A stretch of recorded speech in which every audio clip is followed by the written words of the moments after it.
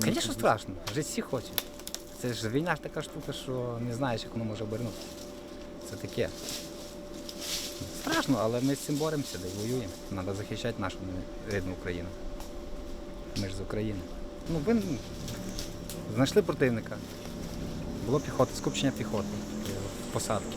І ми цю посадку розстрілювали, знищували піхоту, щоб вона не далі не наступала на нашу піхоту.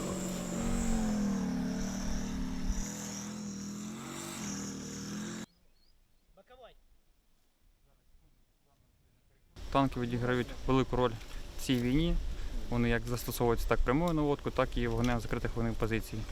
Більш часто ми застосовуємо танки для стрільби закритих вогневих позицій, для ураження і допомоги нашої піхоти. Давай. По об'явленню. Такие контракты.